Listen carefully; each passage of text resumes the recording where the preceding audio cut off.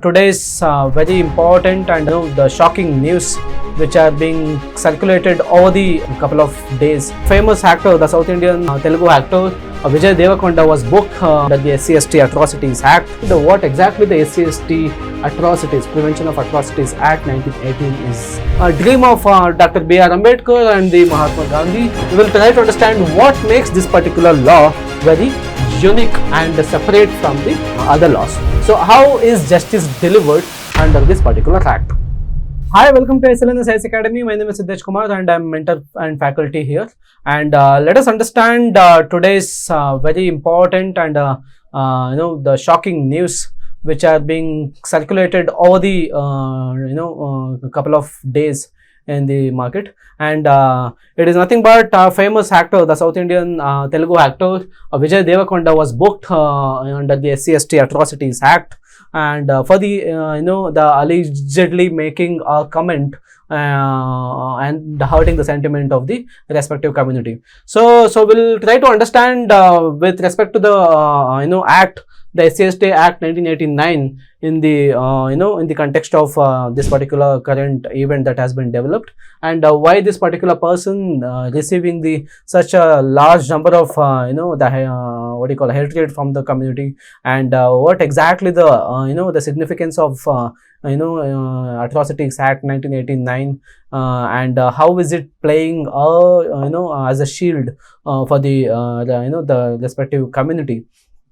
So we'll try to understand its importance into the exam context as well. So moving forward, so we'll understand the context and why exactly the SC/ST Act came to limelight and came to news all of a sudden. So the person Vijay Deverakonda was a famous actor in the South India, and especially he hails from the Telugu industry, who made a allegedly made a controversial casteist remark, and who has ended up hurting the sentiments of the respective community, and finally the Spurs outbursted, and later it got the multiple FIRs from all over the country, and he is facing the the challenges now, and he has become the one of the the culprit in making the a very controversial statement with respect to this particular caste.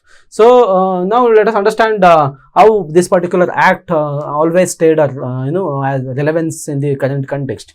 So this particular law is working as a good shield for the SC/ST, and by safeguarding their all the fundamental rights, and which will never let them going under any discrimination and any obscene or any unlawful activities happening with them. So this particular law applies to non-SC/ST accusers only, and which will not apply to the same caste people who hails from the same community, and which will only applies to those people who come from the non-SC/ST categories. And so obviously this current event would definitely raises the awareness about this particular act, and this is really a very strong iron tool being used in the SC/ST laws. One of the strong law under the the SC/ST's acts, and it is being backed by the constitution and linked to Article 17. So Article 17, so which abolishes the untouchability, and which is highly linked with the Article 17 of the fundamental right, and which promises the which promises the SC/STs they are being treated equally, and abolition of untouchability is being upheld. So now let us understand what exactly the SC/ST Atrocities, Prevention of Atrocities Act 1918 is about. So this particular act was enacted in 1989, and with the special legislation to address the atrocities, and which is not covered by the general laws. So which is not covered under the general laws obviously, and which is a special law made specifically to address the problems of SC/STs, and it protects SC and STs from the violence and the discrimination and some of the the events which they go under in the society, which are like humiliations and exclusions and many more. So SC/STs are the victims of many unlawful acts which take place with them in the society, and sadly we get to notice that still in the 21st century of this society, and where at the ground level the things are unchanged and which will remain same, and so the people are still going under the lot of discrimination, and the people are still feeling facing all the unlawful and the illicit acts in the societal level. So that the domination remains same, and so to safeguard them, the law has become more stronger, and especially the SC/ST Atrocities Act, which are specifically and specially made to safeguard the rights of SC/STs, are playing a very crucial role in nowadays. So which is applicable only accused is non-SC and ST. So this particular law very interestingly applies to only SC and STs, and not only SC and STs and who can claim this particular case the law, and using this law only SC/ST can claim a case and who can file a case, and against only on non-SC and STs. So the victim should always be the SC/ST, and accused should always be a non-SC/ST, and victim cannot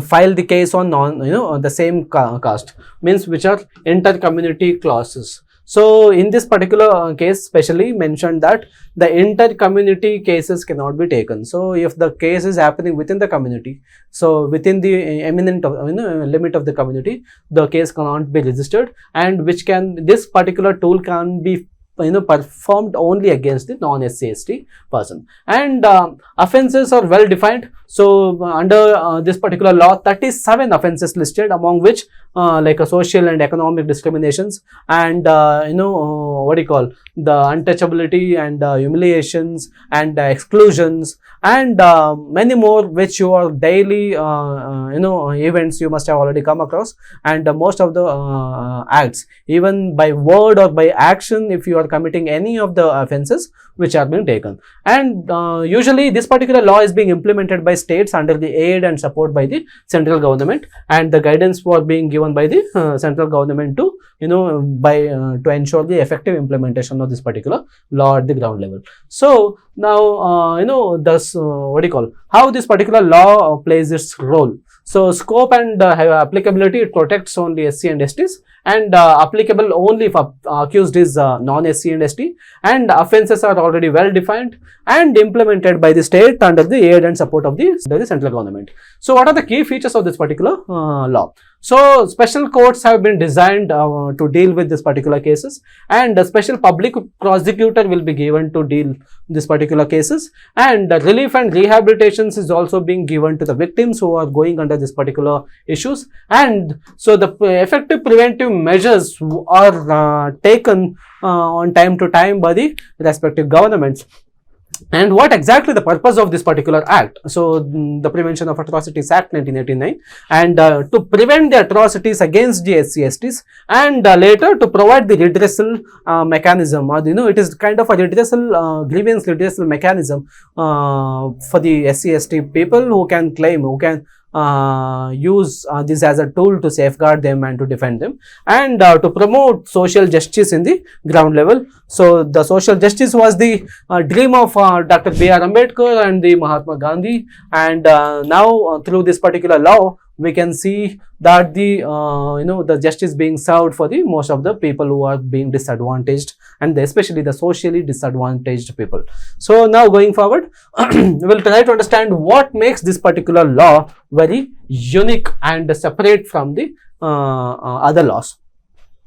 So this particular law, so whatever the, irrespective of whatever the action that you have done, it is being considered as the cognizable offences. So what is cognizable offences? So in the cognizable offences, a police can arrest you without issuing the warrant. So in non-cognizable offence, you should take the order of court before you arrest any of the person. But in the cognizable offence, so police can arrest a person or can arrest the accused without having the warrant, and a fast response mandated, means without consulting the court also he can directly go to the accused and he can arrest and he can take him to the custody, and then he can produce him in front of the court and get the the proceedings. So the offence range, so which the offence range includes the assault, physical assault, social boycott, and false litigation against the the SC/ST people, and even the oral statement which may hurt and which may discriminate and which may exclude, and whether through action or the whether through words. So whatever it is, the offence or offence, and though this particular law is separate in that sense. And the legal misuse covered. Intimidating or misusing of the court system is punishable, of course, and so in case if by any chance, if this particular case is being most of the times are used as a wrong tool by the respective community, and in that cases obviously it is punishable offence. And psychological and symbolic abuse, so verbal humiliation and the degrading acts, so which are penalized obviously, and verbal humiliations and the degrading of the degrading acts means like demeaning the society or demeaning that particular respective caste or the respective personality on the basis or on the ground of caste would definitely penalized. And wider definitions of atrocities have been given under this particular law which includes the denial of water and denial of entry to temple, or the denial of entry to public spaces and education institutions, or denial of food and all other stuffs. So this would again include as part of this particular case. So as I told you, the offence ranges from physical assault and social boycott and false litigation, and legal misuse, especially with the manipulations and the intimidations is being happening. And a wider definition of atrocity, yes, the denial of water, denial of burial ground, and denial of entry into public spaces. So these are the current modern day issues which the people are facing, and it is very sad that we get to see in the current society also, which is very forward in the modern society. And the cognizable offences, so immediate interventions and the public safety. So as I told you, the cognizable offence means without the interventions of the court or directly a police cop can arrest or accuse without the warrant issued. So, and the psychological and the symbolic abuse, verbal humiliation, or the degrading acts regarding that particular community or the caste on the grounds of the caste can be again stands as the atrocities and the cognizable offence. So going forward, so how is justice delivered under this particular act? So to deal with that particular cases, only DSP can investigate. DSP plus rank related officers can investigate this particular case. So usually what happens in the other laws, so the people, the investigating officers can be anyone, maybe at the SIs and the other lower rank police officers. But in the SC/ST Atrocities 1989 Act, so whosoever booked under this particular act can only be investigated by the DSP plus rank holder, and to ensure the seriousness and to reduce the local bias of that particular community. So because when the the local because if the particular district, so area wise there will be a police stations, and you will have SIs in all the areas, and if the investigating officer is a SI, there can be chances that he can become a bias by becoming the by succumb to the intervention of local people or the localites, or maybe the dominated the dominations of other local peoples might be influencing factor area. So that is the reason the central the aided person, the person who is a DSP plus rank holder, when he is dealing the particular case, may have the high scope of becoming non-biased, and he can ensure the justice. So, and 30-day timeline will be given to investigate and submit the report of this particular case, and it should be quickly completed, and the speedy trial will be done, and the speedy justice, delivering the speedy justice is the main core objective of this particular law. And the special courts in every district will be set up to deal with this particular cases, and day-to-day trial are being required to focus on the delivery. Every day based on the particular for respect, especially for these cases. So every day reports will be taken by the respective special courts to monitor the the seriousness of the investigation, and a special public prosecutor will be appointed to deal with this particular cases, who has 7 years of experience needed for the SC/ST cases, like who has huge number of years of experience in the same field, and he will be appointed as the special public prosecutor to deal this particular cases. And the high court concurrence required for the setting of exclusive special courts. So, and High Court would definitely interfere in this particular cases, and which will set up the special court to deal with this particular cases. So in recent days you must have watched the Jai Bhim movie, which was Tamil released movie, and which is based on the Irregular tribe case. And so based on that, again there was a UPSC question also, PYQ, based on the Irregular tribe. So those tribes which are like a highly disadvantaged tribe, and which was socially lacking in the society, and those becomes highly succumb to most of the atrocities, and those people who watch that movie will get a proper understanding of this particular cases, and how High Court and how the investigations is being dealt, and because that particular movie is based on the book written by Here to My Cases. The book name Here to My Cases by Justice Justice K. Chandru, who is a justice of High Court of Madurai during that time, and now is retired, and who has written a book called Listen to My Cases, and so one can read that book to understand better perspective and to develop the better perspective of this particular case, or else to watch that particular movie. This is my personal suggestion. And yeah, as I told you, so this particular case will be dealt only by the DSP led investigation. So there will be no chances for biasness, and the speedy trial will be done by legal expertise and the trial advocacy skills, and the High Court concurrence case load review will be done day to day, and so infrastructure assessment will be done by the special establishment, by creating the special court, and dedicated investigation teams will be made to make the investigation done within the 30 days by prioritizing this particular cases.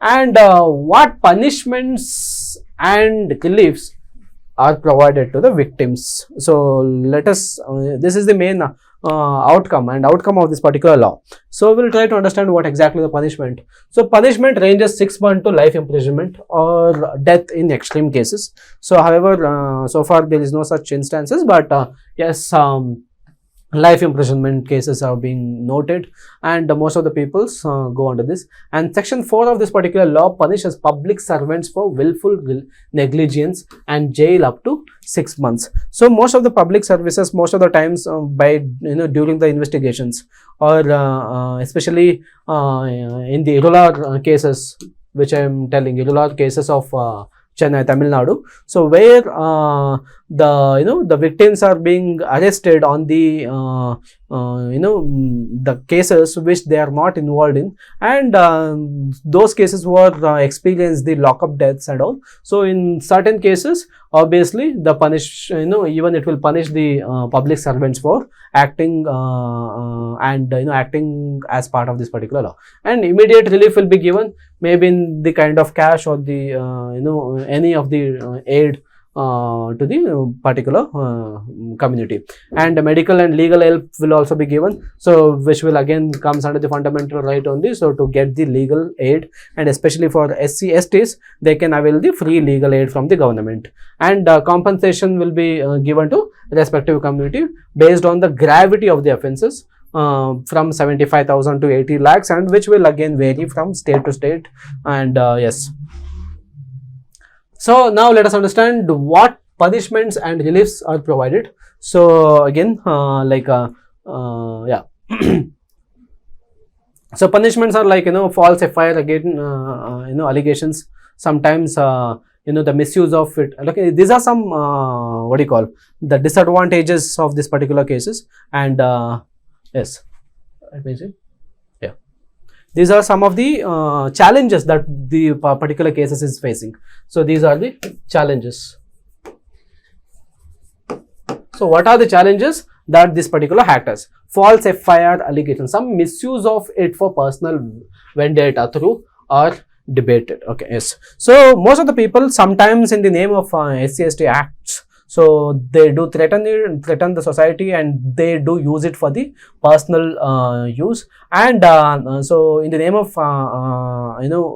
SC/ST Atrocities Act, so filing the false FIR FIRs on the victims, and playing with their life, and even that is being noticed in the current scenario.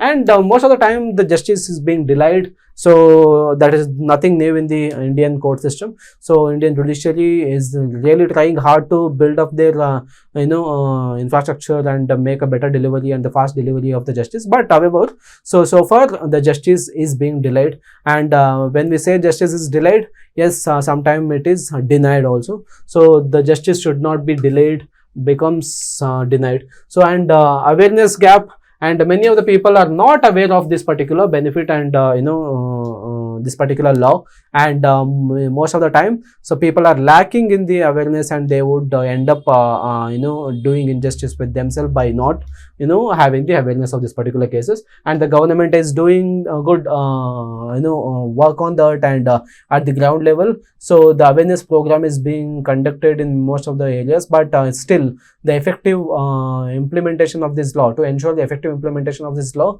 the high level of awareness is necessarily required. And weak implementation, yes, due to the lack of trained officers to deal with this kind of special cases, so the implementation is not so effective in the ground level. And stigma on accused is, so even before the conviction, social damage is severe in the society. So yes, this is very common in the society. So because most of the people are victim of this particular cases. And the thing is, whenever any person is being accused, before he get conviction, so his image is being damaged, and in society, so it becomes nearly highly impossible for him to survive anymore. So most of the people have become the victims of this particular cases. So now what can be done to strengthen the acts? So those are the challenges that we see. So now what can be the way forward, or how to strengthen these particular laws? So to strengthen this law, we need the better trained police and judges, and those who are already sensitized to the caste realities and the essentials that we are facing in the society. And and the second one, so strengthen the monitoring mechanism of the the law and the proceedings of that particular investigation, so that there won't be any misuse of the law, and there won't be any biased nature, or there won't be any issues during the process of the investigations. So for that reason, to set up the district level committees for the better enforcement of law.